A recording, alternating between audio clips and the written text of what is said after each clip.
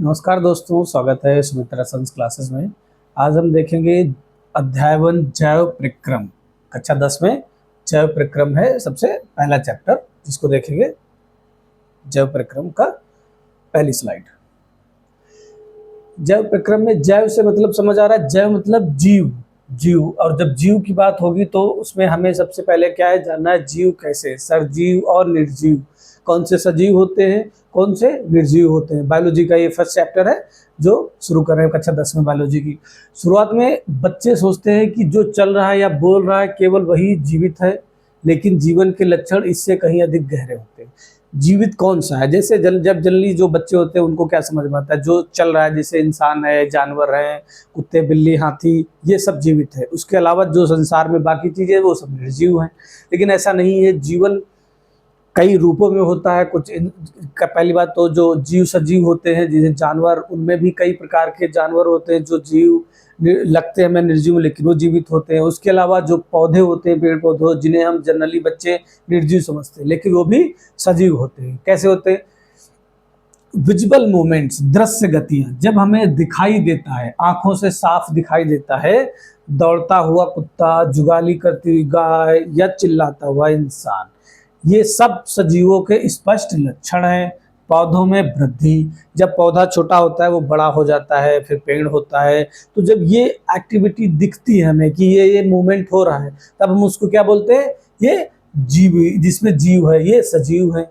उसके बाद कुछ जीव बिना किसी दिखाई देने वाली गति के भी सांस लेते हैं। जो गति उनमें दिखाई नहीं देती कि वो चल रहे हैं या कैसे हैं, वो भी सांस लेते हैं, जैसे सोते हुए जानवर। और कुछ पौधे हरे न होकर अन्य रंगों के होते हैं, इसलिए केवल बाहरी गति जीवन का अंतिम प्रमाण नहीं है। मतलब जो दिख रहा है, ऐसा नहीं है कि जिनमें गति दिख रही है या प्रोग्रेस दिख रही है सिर्फ वही जीवित है। कई ऐसे जीव हैं जो सोते हुए या बाकी चीज़ों में वो भी हमें दिखाई नहीं देते, लेकिन वो जीवित होते हैं।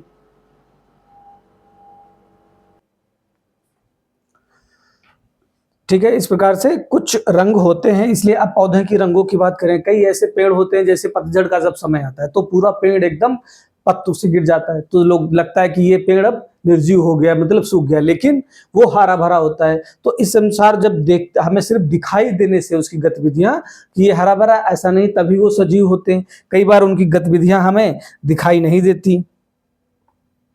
ठीक है, आगे देखते हैं। अदृश्य आणविक गतियां, कौन सी अदृश्य आणविक गतियां, कौन सी अदृश्य होती हैं? देखिए, इनविजुअल मॉलिक्यूलर मूवमेंट, सजीवों के शरीर के अंदर कोशिकाओं और अणुओं के स्तर पर लगातार गतियां होती रहती हैं जो आंखों से दिखाई नहीं देती, या जीवन के लिए सबसे महत्वपूर्ण है।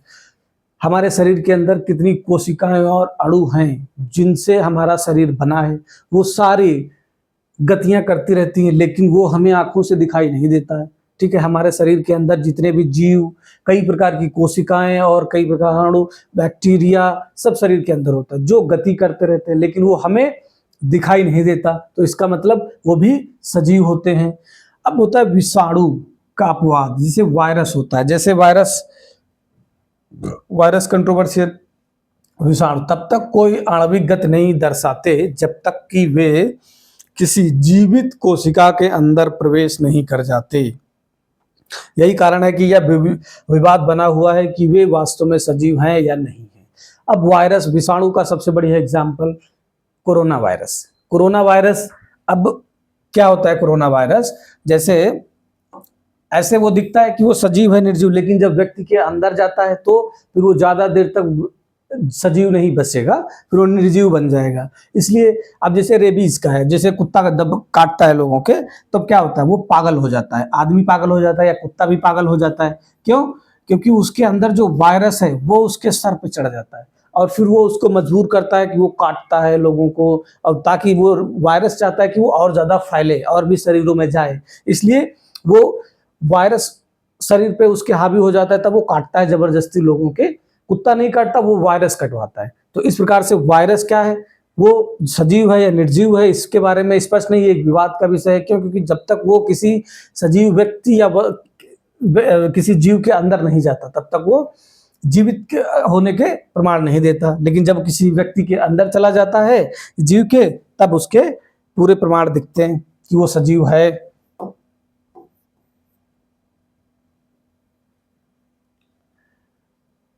आणविक गतियां क्यों आवश्यक हैं?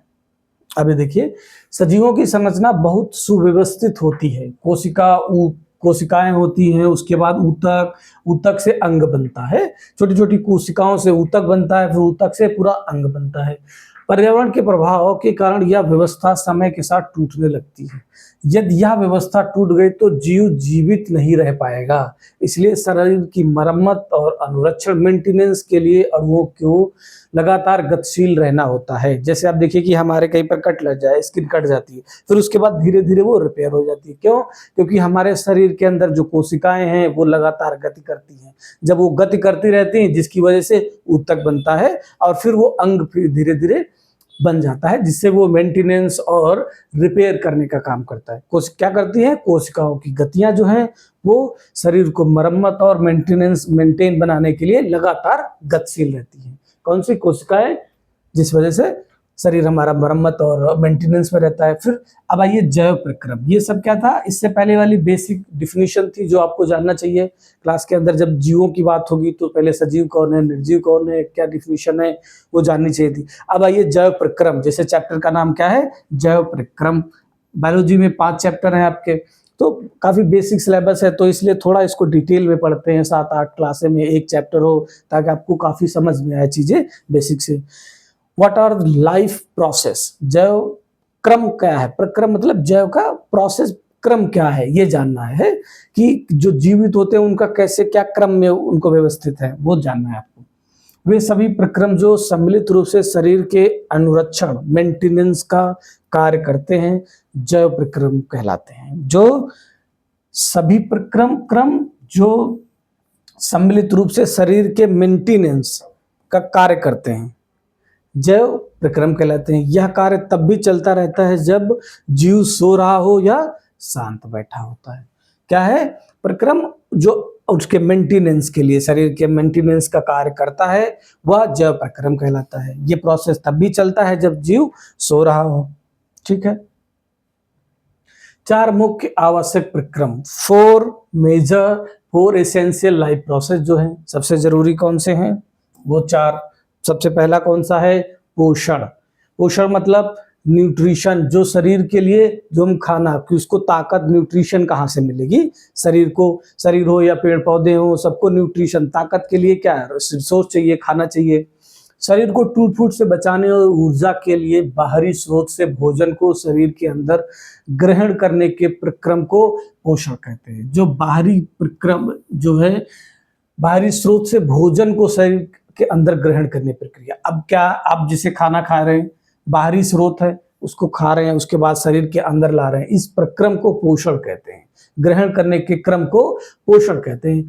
पृथ्वी पर जीवन कार्बन आधारित अणुओं पर निर्भर है। पृथ्वी पर जीवन जो है वो कार्बन आधारित अणुओं पर निर्भर है, इसलिए अधिकांश खाद्य पदार्थ भी कार्बन आधारित होते हैं। इसलिए जो हमारे खाद्य पदार्थ हैं अधिकांश, वो सब कौन है?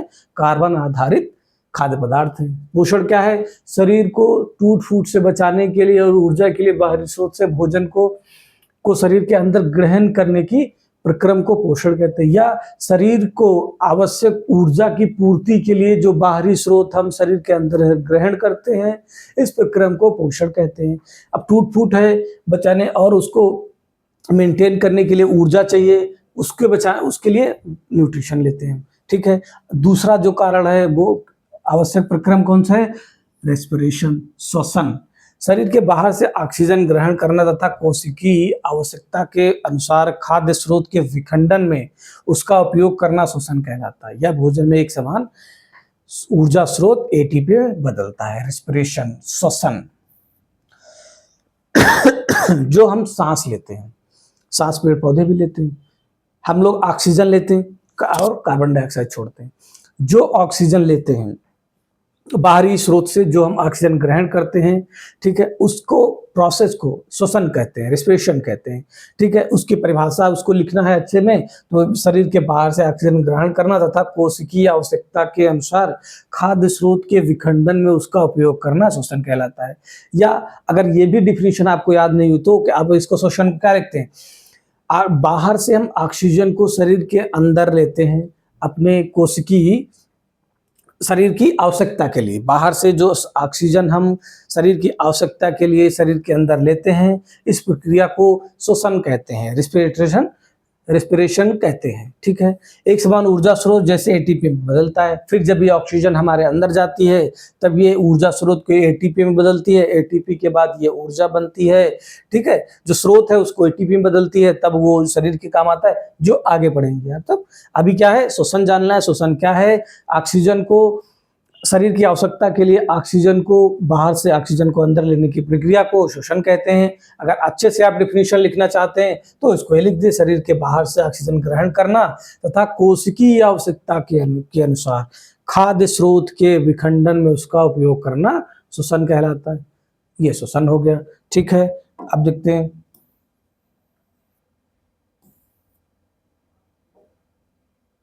अब ये अगला है उत्सर्जन। उत्सर्जन क्या है? पहले तीसरा वाला देखते हैं। तीसरा इसके नीचे आ गया। तीसरा वाला कह रहा है वाहन परिसंचरण। वाहन मतलब वाहन में क्या होता है? चीजें एक स्थान से दूसरे स्थान ट्रांसपोर्ट की जाती हैं, उसको वाहन कहते हैं। तो वाहन परिसंचरण, ट्रांसपोर्टेशन कहते हैं। भोजन और ऑक्सीजन को शरीर के एक विशिष्ट स्थान जहां वे ग्रहण किए जाते हैं, इसे शरीर के सभी कोशिकाओं तक ले जाने वाले तंत्र को वाहन तंत्र कहते हैं। मतलब खाना हम मुंह में खाए, मुंह से वो फिर पेट में गया, पेट के बाद उसमें जो ऊर्जा बनी, ऊर्जा को अब ऊर्जा उंगली चला रहे हैं, यहाँ भी ऊर्जा चाहिए, तो उसके बाद जो वाहन परिसरण एक तंत्र है जो सारी ऊर्जा को शरीर के हर भाग में ले जाता है, कोशिकाओं तक ले जाने का यंत्र जो है उसको वाहन तंत्र कहते हैं। क्योंकि खाना हम खाए, मुंह को चलो पेट में चला गया, उसके बाद वहां की ऊर्जा हाथ तक कैसे पहुंचेगी, पैर तक कैसे पहुंचेगी, इसके लिए जो एक वाहन परिसरण तंत्र है, जिसको भोजन और ऑक्सीजन को, अब भोजन के साथ में ऑक्सीजन भी, ऑक्सीजन का ब्लड में घुलती है जो हर जगह चाहिए हर एक कोशिका में, तो उसको जो ले जाती है एक विशिष्ट स्थान से शरीर के सभी कोशिकाओं तक ले जाने वाले तंत्र को वहन तंत्र कहते हैं। A system required to carry food and oxygen from the specialized organs of uptake to all the other cells of the body is called the transportation system. ठीक है, तो ये वाहन परिसरण तंत्र हो गया। अब उत्सर्जन तंत्र, ये क्या है? एक्सक्रीशन, रासायनिक अभिक्रिया के फलस्वरूप बनने वाले हानिकारक और अनुपयोगी नाइट्रोजन युक्त अपशिष्ट पदार्थ को शरीर से बाहर निकालने के प्रक्रम को उत्सर्जन कहते हैं। मतलब शरीर के अंदर जो अपशिष्ट पदार्थ है उनको बाहर करने की जो प्रक्रिया है उसको उत्सर्जन कहते हैं। जैसे पेशाब, मल और ये सब जो निकलता है बाहर, शरीर से बाहर किया जाता है, उस प्रक्रिया को उत्सर्जन कहते हैं। ठीक है, इसको परिभाषा में अगर आप ये वाली परिभाषा याद करिए, अच्छे से एक बार लिखिए, आप समझिए कि एक वर्ड को समझिए, रासायनिक अभिक्रिया के फलस्वरूप। रासायनिक अभिक्रिया क्यों लिखा गया?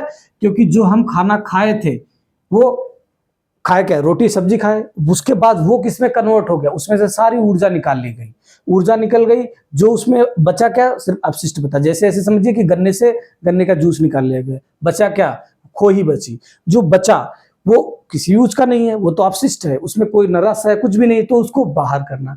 ये क्या प्रक्रिया? ऐसे शरीर जब हम खाना खाए वो उसमें से ऊर्जा निकल गई, जो ऊर्जा निकली और उसके बाद अपशिष्ट बचा, मतलब रोटी था वो क्या बन गया, एक ऊर्जा बना और एक अपशिष्ट बना। इस प्रक्रिया को रासायनिक अभिक्रिया कहा गया। क्यों? क्योंकि ये ऊर्जा अलग कर दिया और अपशिष्ट अलग कर दिया, जो था वो बचा ही नहीं। रासायनिक अभिक्रिया क्या होती है? जो वस्तु क्रिया के बाद वैसा पदार्थ बचे नहीं, एक नया पदार्थ बन जाए। जैसे दूध से दही बनना, वापस दही से दूध बन सकता है? नहीं बन सकता, तो वो रासायनिक अभिक्रिया हो गई। कागज का जलना, कागज जल गया, वो क्या हो गया, राख बन गई, वापस राख से कागज बन सकता है? नहीं बन सकता, तो ये क्या हो गया, रासायनिक अभिक्रिया। तो शरीर में जो ऊर्जा खाना खाए वो किसमें, ऊर्जा में कन्वर्ट हो गया और बन गया अपशिष्ट। अब वापस से उसको रोटी बना सकते, नहीं बना सकते, तो इसलिए इसको क्या बोला गया, रासायनिक अभिक्रिया। रासायनिक अभिक्रिया के फलस्वरूप बनने वाले हानिकारक और अनुपयोगी नाइट्रोजन युक्त अपशिष्ट पदार्थों को शरीर से बाहर निकालने की प्रक्रिया को उत्सर्जन कहते हैं। हानिकारक क्यों बोला गया? क्योंकि ऊर्जा के निकलने के बाद, अब जैसे जो पानी पिए, पानी के बाद जो बचा, पानी के बाद जो अवशिष्ट बता उसको निकालेंगे नहीं, तो फिर अंदर इतना स्टोर की तो हमारे शरीर में कैपेसिटी है, उससे ज़्यादा तो नहीं हो सकता, जो शरीर को बहुत ज़्यादा हानिकारक पहुँचाएगा। वैसे अपशिष्ट मल, ऊर्जा निकाल ली गई खाने से, जो बचा अगर वो शरीर से बाहर नहीं जाएगा तो हमारे शरीर के लिए बहुत हानिकारक हो जाएगा। तो इसीलिए बोला गया कि रासायनिक अपक्रिया के फलस्वरूप बनने वाले हानिकारक, अब वो अपशिष्ट वो हानिकारक बन गया। पहले क्या था, खाना था, जब तक उसमें ऊर्जा थी, जब ऊर्जा निकल गई तो हानिकारक हो गया। अब उसको निकालना है, अब जो हानिकारक चीज़ है उसको तो हटाना ही पड़ेगा। क्यों? ऐसे समझिए, जब उसमें जो मूल तत्व था, ऊर्जा थी, वो निकाल ली गई तो उसके बाद वो हानिकारक हो जाता है। हानिकारक और अनुपयोगी नाइट्रोजन युक्त अपशिष्ट पदार्थ को शरीर से बाहर निकालने के प्रक्रम को उत्सर्जन कहते हैं, एक्सक्रीशन कहते हैं। ठीक है, तो इस प्रकार से ये 4 पॉइंट हो गए जो सबसे एसेंशियल हैं हमारे शरीर के लिए। अब देखिए ये क्या है, अब एक कोशिकी बहुकोशिकी, जो जीव थे उसमें अब जीव कैसे कोशिका वाइज एक कोशिकी बहुकोशिकी, इनमें अंतर और उसके बाद उनकी जो शारीरिक स्ट्रक्चर है उसको आपको जानना है। विशेषता एक कोशिकी और बहुकोशिकी की विशेषता क्या है? सबसे पर्यावरण से संपर्क, पर्यावरण से संपर्क एक कोशिकी का कैसा है, बहुकोशिकी का समझते हैं। पूरी सतह पर्यावरण के सीधे संपर्क में रहती है। जो एक कोशिकीय जीव हैं उनकी पूरी सतह पर्यावरण के सीधे संपर्क में रहती है।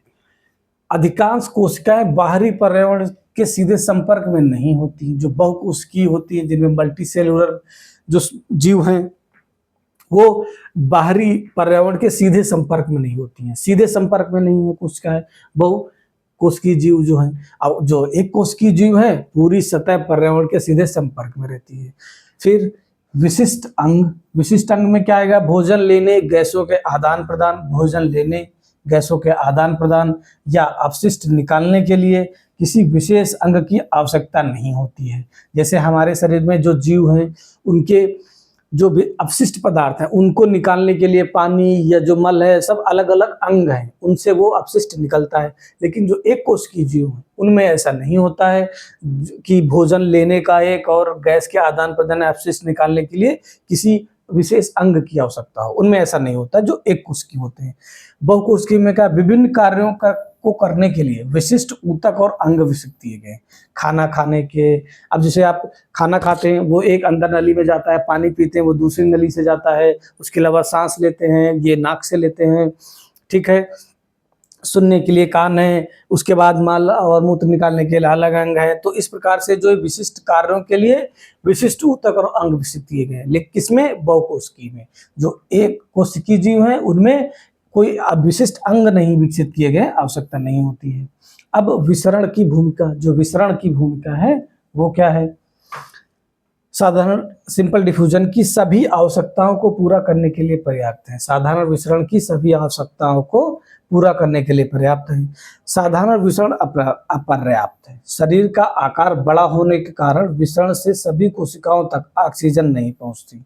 जो विसरण से है उसके माध्यम से शरीर का आकार बड़ा होता है बहुकोशिकीय का, इसलिए सभी कोशिकाओं तक ऑक्सीजन विसरण के माध्यम से नहीं पहुंचती।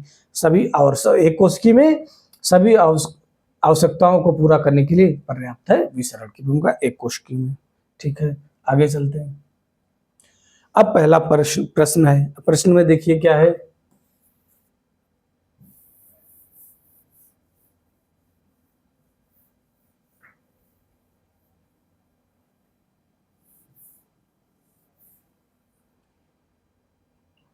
प्रश्न है हमारे जैसे बहुकोशिकीय जीवों में ऑक्सीजन की आवश्यकता पूरी करने में विसरण क्यों पर अपर्याप्त है।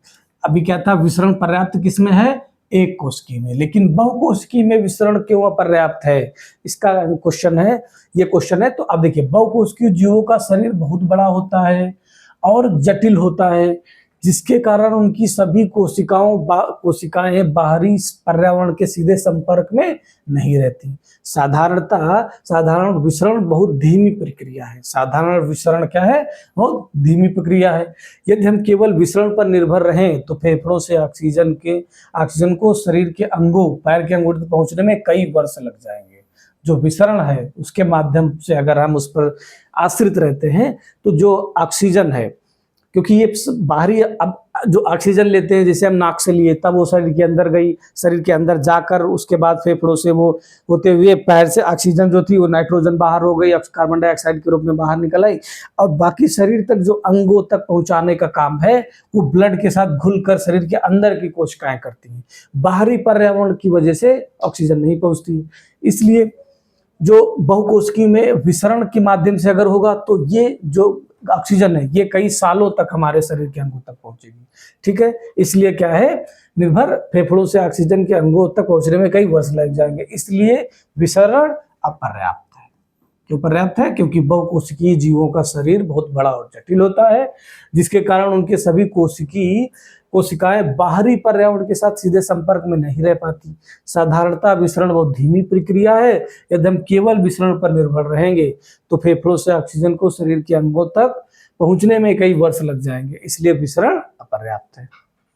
दूसरा क्वेश्चन है, कोई वस्तु सजीव है, इसका निर्धारण करने के लिए हम किन मापदंडों का उपयोग करते हैं? कोई वस्तु सजीव है, किसी वस्तु को सजीव मानने के लिए हम निम्नलिखित मापदंडों का उपयोग करते हैं। पहले, दृश्य गतियां क्या थी कि हम देखते हैं कि वो चल रहा है, सांस ले रहा है, पौधों में वृद्धि, ये सब देखना, ये हमारी जो दृश्य दिखता है, हमारी आंखों को सीधे दिखता है, ये गतिविधियां वो हैं। दूसरी, अदृश्य गतिविधियां जिनको हम देख नहीं पाते, कोशिकाओं के स्तर पर मरम्मत और अनुरक्षण, मेंटेनेंस, जो कोशिकाएं गति करती हैं मरम्मत करने के लिए और उसको मेंटेन करने के लिए, वो किसमें आती हैं? वो अदृश्य आणविक गतियां होती हैं।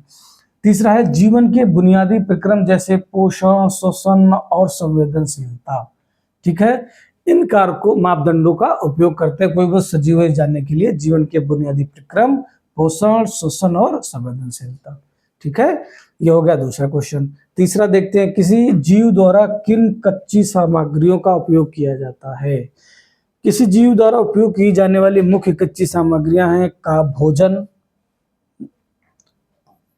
कार्बन आधारित स्रोत, ऊर्जा और शारीरिक वृद्धि के लिए कार्बन आधारित स्रोत हैं जो उनका उपयोग करते हैं, सामग्रियों का उपयोग किया जाता है।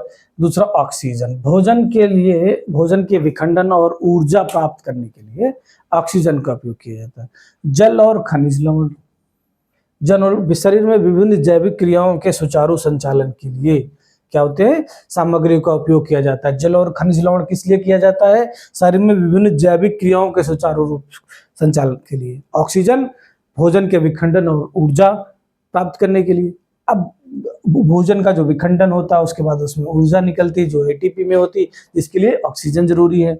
अब भोजन, कार्बन आधारित स्रोत, ऊर्जा और शरीर की वृद्धि के लिए पीछे पढ़ चुके हैं, वही है। ठीक है, दोबारा सारी चीजें आप एक बार नोट करिए। नोट करेंगे जब अपने आप नोट्स लिखेंगे तो आधी चीजें नोट करते समय याद होंगी, उसके बाद बची चीजें आप पढ़ेंगे तब रिवाइज हो जाएंगी।